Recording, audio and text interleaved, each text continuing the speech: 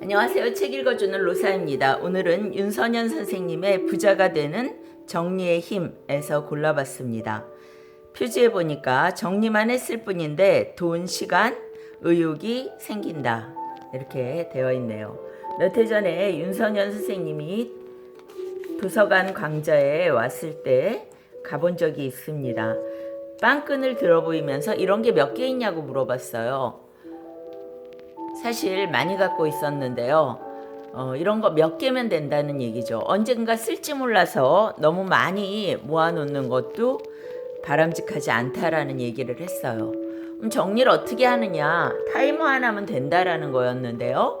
15분에 맞춰놓고 매일 자기 전에 정리를 해라. 15분 타이머를 맞춰놓고 우선 오늘은 신발장을 정리하세요. 그래서 제가 집에 오자마자 그날 타이머를 가지고 15분 맞춰놓고 신발장 정리를 했던 기억이 있습니다.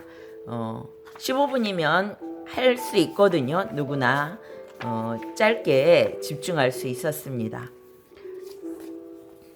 프롤로그 부분 읽어드리겠습니다. A는 소셜 커머스에서 VVIP 등급일 정도로 스마트폰 쇼핑을 즐기는 사람입니다. 매일 업데이트되는 상품 보는 재미도 있지만 결제도 간편하고 배송도 빠르다 보니 편리함을 느껴 자주 이용하게 되었다는 것이다.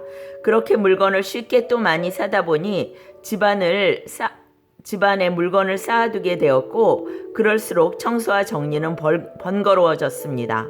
집안에 무슨 물건이 있는지 알 수 없으니 있는 물건도 잘 활용하지 못하고 또 다른 물건을 사게 되었죠.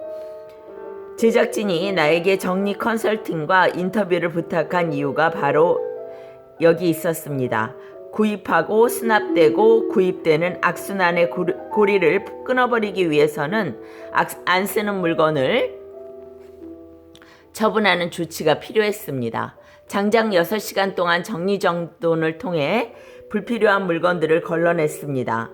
한두 번도 쓰지 않는 물건들은 더 이상 쓰지 않는 물건이 되었고 있는지도 몰랐던 음식 재료들은 유통기한이 지나 먹을 수 없게 되었습니다. 스파게티 소스는 무려 10개나 나왔는데 그중 못 먹는 소스가 반 이상이었습니다.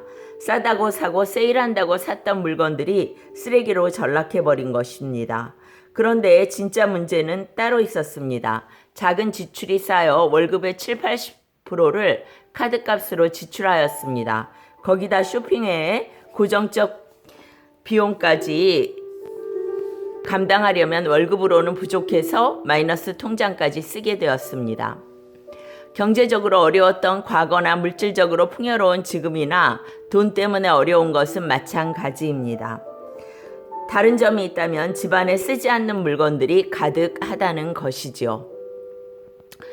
정리 컨설팅을 통해 안 쓰는 물건들을 버리기로 결심한 고객들은 마대자루로 몇 자루씩 버려지는 것들을 바라보며 저 물건들을 살 때 좀 더 신중했더라면 아마 부자가 되었을 거예요 라는 말을 씁쓸히 내뱉곤 했습니다.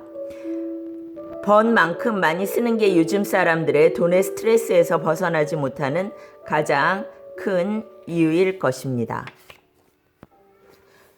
그렇다면 정리 후 A의 삶은 어떻게 바뀌었을까요? 아이들이 방바닥에 배 깔고 그림 그리는 걸 좋아하는데 정리하기 전에는 집이 좁아서 못했거든요. 요즘 집에서 뛰어다니며 놀고 배 깔고 그림 그리는 걸 보니 뿌듯해요. 다시는 정리 전 상태로 돌아가고 싶지 않아요. 세일할 때 미리 사두자 해서 없다, 모자르다, 필요하다라는 생각이 들 때 산다고 했습니다. 그랬더니 카드값이 점점 줄어들고 마이너스 통장도 없앨 수 있다는 자신감이 생기게 되었습니다.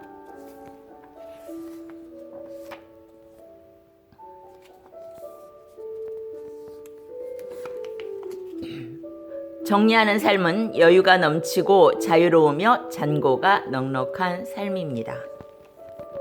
네, 오늘은 부자가 되는 정리의 힘 읽어드렸습니다. 책 읽는 로사였습니다.